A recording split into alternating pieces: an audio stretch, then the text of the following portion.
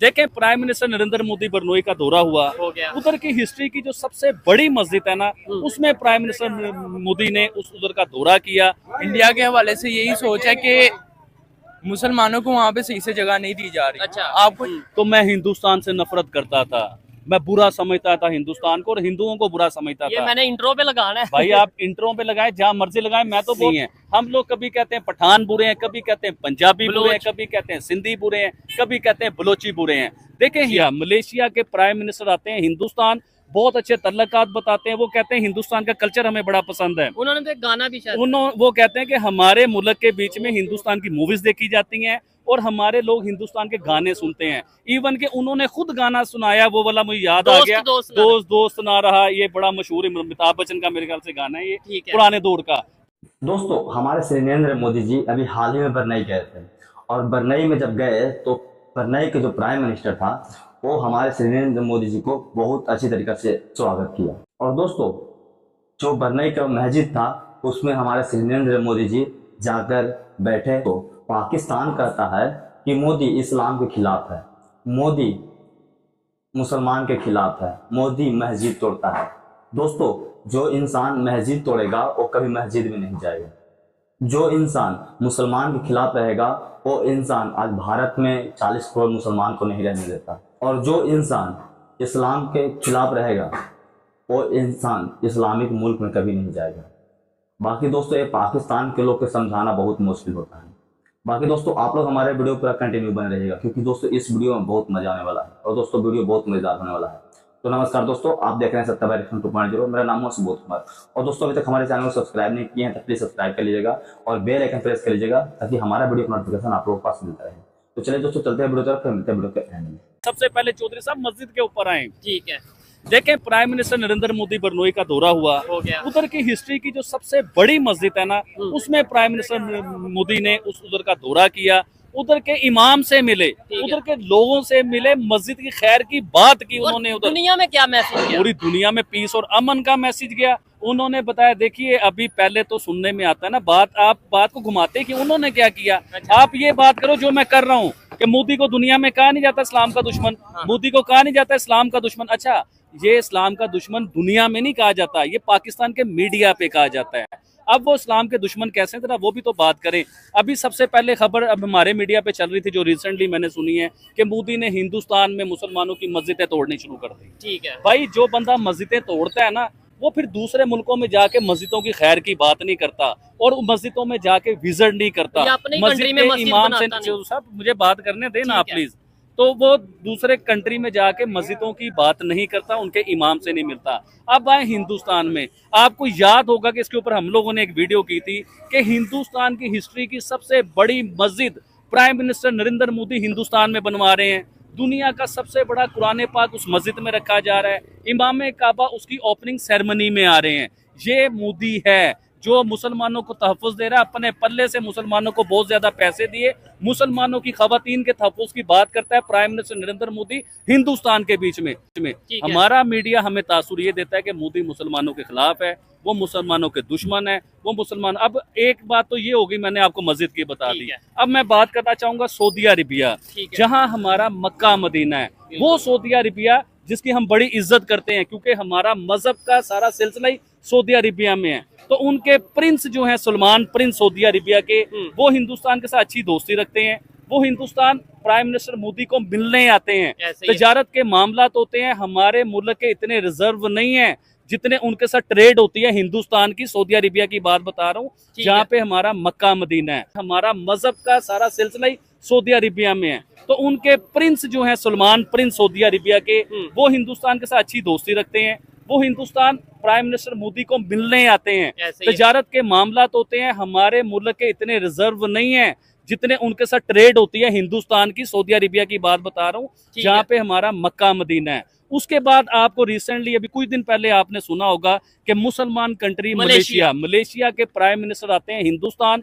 बहुत अच्छे तल्लकात बताते हैं। वो कहते हैं हिंदुस्तान का कल्चर हमें बड़ा पसंद है। उन्होंने तो एक गाना भी शायद वो कहते हैं कि हमारे मुल्क के बीच में हिंदुस्तान की मूवीज देखी जाती हैं और हमारे लोग हिंदुस्तान के गाने सुनते हैं। इवन के उन्होंने खुद गाना सुनाया, वो वाला मुझे याद आ गया, दोस्त ना रहा, ये बड़ा मशहूर है, अमिताभ बच्चन का मेरे ख्याल से गाना है, ये पुराने दौर का। तो गाना गाने का मकसद ये था कि उन्होंने हिंदुस्तान को मैसेज दिया कि हम आपकी मूवीज भी देखते हैं, आपका कल्चर भी पसंद है, आपकी लैंग्वेज का भी हमें पता है, आपकी ही लैंग्वेज में हम आपको गाना भी सुना सकते हैं। तो बात यह है कि सऊदी अरेबिया के तल्लकात और मलेशिया के तल्लकात, मुसलमानों की जितनी भी कंट्रीज है पूरी दुनिया के बीच में, वो सारी country prime minister Narendra Modi से और हिंदुस्तान से तल्लकात बेहतर भी रखते हैं, उनके साथ ट्रेड भी करते हैं। बदकिस्मती पाकिस्तान की है ये कि जिनका मीडिया दिखाता है कि वो मुसलमानों के दुश्मन है, मुसलमानों के अंगेस्ट है, हमने इनके साथ ट्रेड नहीं करना, हमने इनके साथ कोई बात नहीं करनी जब तक कश्मीर का मसला हल नहीं होगा। फिर गैरतमंदी के ऊपर मैंने एक वीडियो की थी पिछली कि इतने गैरतमंद थे तो फिर मोदी को अपने मुल्क क्यों बुला रहे हो? उनका मुल्क हिंदुस्तान का नाम लेने से हम लोग जो है ना गद्दार हो जाते हैं। तो आपने गद्दार मुल्क के वजीर आजम को पाकिस्तान में बुला लिया, आप क्या हुए? अपना भी तो आप हमें बताइए। हम तो हिंदुस्तान का नाम लें तो हमारे पर लगता है फतवा, तो आपने तो पूरा प्राइम मिनिस्टर पाकिस्तान में बुला लिया, आपके ऊपर क्या होना चाहिए भी सोचिए। खास तौर पे पाकिस्तान की मीडिया पे ये दिखाया जा रहा है कि भाई बांग्लादेश के साथ हालात बिल्कुल उन्होंने अपने जो से ट्रेड खत्म कर दी है, जबकि मैं आज एक आर्टिकल पढ़ा था जिसमें बात काटूं आपकी, प्लीज मेरी थोड़ी सी बात रहेगी, माइंड ना कीजिएगा भाइयों मेरे। मैंने बरनोई की अभी बात खत्म ही नहीं हुई, आप बांग्लादेश पे चले गए चोई साहब जी। आप करें बरनोई के हिंदुस्तान के साथ रिलेशन क्या है वो तो यार देखिए, बरनोई का नाम मुझे सही लेना नहीं आता क्योंकि मैंने उसका नाम कभी ज्यादा सुना नहीं था। तो ये तो मुझे मोदी की वजह से पता चला कि बरनोई भी कोई मुल्क है। फिर मैंने उसमें स्टडी की, मैंने सर्च किया, मैंने देखा। देखिए इसरो का जो एक स्टेशन है वो बरनोई में भी है, आपको किसी को पता नहीं होगा इस चीज का, लेकिन इसरो का एक स्पेस के साथ हिंदुस्तान के बहुत बड़े काम है, बहुत बड़े एग्रीमेंट है बरनोई के साथ। हिंदुस्तान का जो इसरो गया है ना ऊपर, जो चांद के ऊपर गया है, इसमें चंद्रयान इसरो, हाँ सॉरी चंद्रयान जो स्पेस पे गया है, तो इसका भी बड़े मामलात हैं बरनोई के साथ। और नेक्स्ट जो है इसके ऊपर बहुत बड़े काम होने वाले, ये आने वाली वीडियोस में आपको बताएंगे डिटेल के साथ। आज से 10 साल 20 साल पीछे चले जाएं तो मैं हिंदुस्तान से नफरत करता था, मैं बुरा समझता था हिंदुस्तान को और हिंदुओं को बुरा समझता था। मैंने इंट्रो पे लगाना है भाई, आप इंट्रो पे लगाए, जहां मर्जी लगाए, मैं तो बोल रहा हूँ सच। सच बोलने से मेरी गर्दन उतारनी तो उतार दे मेरे भाई, मैं क्या कर सकता हूँ। लेकिन मैं हिंदुस्तान को बुरा क्यों समझता था? जब इंसान पैदा होता है उसकी परवरिश होती है, जो बचपन से आप जेहन में बिठाना शुरू कर देना वो जेहन में रहता है। हो सकता है कि मेरे माँ बाप ने, मेरे घर वालों ने बताया हो कि हिंदुस्तान तो बड़ा खतरनाक मुल्क है, मुसलमानों के अगेंस्ट है, ये तो बड़ा बुरा मुल्क है, हो सकता है मुझे ये बताया हो। उसके बाद जब बचपन से थोड़ा सा बड़ा हुआ, स्कूल जाना शुरू हुआ, तो स्कूल वालों ने ये बात बतानी शुरू कर दी कि हिंदुस्तान तो बहुत बुरा मुल्क है, उसने मुसलमानों के साथ। अच्छा, वो स्कूल वाले तो ये बताते हैं कि हिंदुस्तान 4 जंगे जो है ना पाकिस्तान से हार चुका हुआ है, उसे मुंह की खानी पड़ी, ये स्कूल वाले बताते हैं हमें। पहले नंबर पे तो ये बताएं, इंडिया के हवाले से क्या सोच रखते हैं? इंडिया के हवाले से यही सोच है कि मुसलमानों को वहाँ पे सही से जगह नहीं दी जा रही। अच्छा। आपको ये पता है बहुत पुरानी मस्जिद थी वहाँ पे, बाबर मस्जिद, ठीक है, उसको गिरा के मंदिर बनाया गया, ये बहुत बुरी बात है। अच्छा। हमारे ना मुसलमानों का जमीर मर चुका है। इसराइल फलस्तीन इतना मुजालिम हो रहा है, वहाँ पे लोग खुला सपोर्ट इसराइल को कर रहे हैं, लेकिन हम लोग कुछ नहीं कह पा रहे। ठीक है। अच्छा, आपने जो बाबरी मस्जिद की बात की है, ये बाबरी मस्जिद नाम कैसे बना बाबरी मस्जिद का, आपको कोई आइडिया है? बाबर, जहीरुद्दीन बाबर थे, वो आए जब उन्होंने इंडिया के ऊपर फतह पाई, तो उन्होंने वहाँ पे एक मस्जिद बनाई, मंदिर था और उसकी जगह पे मस्जिद, मंदिर था उसकी जगह मस्जिद बनाई, क्योंकि पाकिस्तान जो सा हमारा मुसलमान है ना कंट्री, हाँ, उसका कंट्रोल था उस वक्त उसके ऊपर। ठीक, देखिए हिंदुस्तान की आप बात कर रहे हैं कि वो मुसलमानों का दुश्मन है।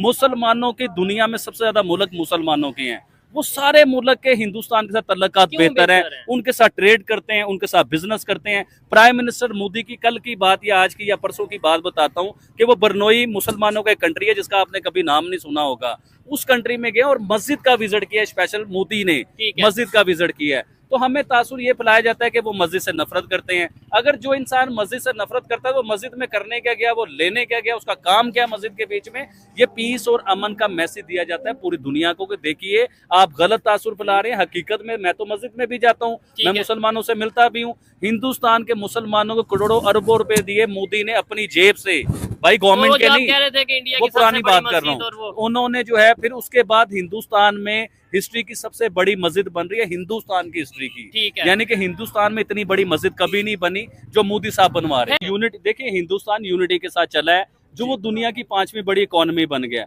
हमारे बीच में यूनिटी नहीं है। हम लोग कभी कहते हैं पठान बुरे हैं, कभी कहते हैं पंजाबी बुरे हैं, कभी कहते हैं सिंधी बुरे हैं, कभी कहते हैं बलोची बुरे हैं। देखें, हिंदुस्तान में ये तासुर नहीं पाया जाता। वो कहते हैं हम सब एक हैं। तो जब तक हम मुसलमान और पाकिस्तानी एक नहीं होंगे, देखिए जब तक हमारे मुसलमानों में गद्दारियां खत्म नहीं होंगी तो हम लोग आगे नहीं बढ़ सकते। बेटा, हम लोगों ने मुसलमान होने के साथ साथ हम एक पाकिस्तान मुल्क में रहते हैं, उस मुल्क को ऊपर लेके जाना है। दुनिया है, माशरा है, माशरे में भी हमने ऊपर जाना है। मुस्लिम भी हैं, हिंदू भी हैं। आप देखें होता क्या है, आप बाहर के किसी कंट्री में चले, इंग्लैंड, यूरोप, किसी भी कंट्री में आप चले जाएं तो आप देखेंगे उधर मुसलमान, हिंदू, क्रिश्चियन, सिख, ईसाई सब आपस में मिलकर रहते हैं। उधर हिंदू मुसलमान नहीं होती, इकट्ठे बैठ के खाने खाते हैं। ये सिर्फ पाकिस्तान और हिंदुस्तान में हमने हिंदुस्तान और मुसलमान किया हुआ है जंगों के। यही हिंदुस्तानी और पाकिस्तानी बाहर जाके एक प्लेट में खाने खाते हैं, जपियां डालते हैं, आपस में ईदें मनाते हैं, आपस में 14 अगस्त 15 अगस्त मनाते हैं, बिल्कुल अच्छे रिलेशन है, खाने बनाते हैं, समियां बनाते हैं। वो उनकी होली दिवाली मनाते हैं मुसलमान उधर, लेकिन इधर अगर कोई होली दिवाली मना रहे तो फतवे लग जाएंगे। दोस्तों, आप लोग वीडियो देखिए कि एक अबिद भाई ने बहुत अच्छा बात कहा कि जो पाकिस्तान की मीडिया है ना, वो पाकिस्तान के अवाम में इतना जहर भर दिया है हमारे हिंदुस्तान के लिए कि जो पाकिस्तान के लोग हैं ना, वो हमारे हिंदुस्तान को आज भी दुश्मन समझते हैं। बाकी जो एजुकेटेड बंदे होंगे, जो पढ़े लिखे बंदे होंगे, उन लोग जो न्यूज़ देखता होगा, इंडिया का हो चाहे कहीं का, तो उन लोग कभी नहीं हमारे इंडिया के बारे में गलत बोलेगा। बाकी दोस्तों, इस पर आप लोग का क्या राय है, आप लोग हमारे कमेंट में अपना राय जरूर बताइएगा। तो चलिए दोस्तों, मैं वीडियो एंड करता हूँ और कल नेक्स्ट वीडियो मिलता हूँ नए रिएक्शन के साथ। तो अभी के लिए याद दीजिए, जय हिंद।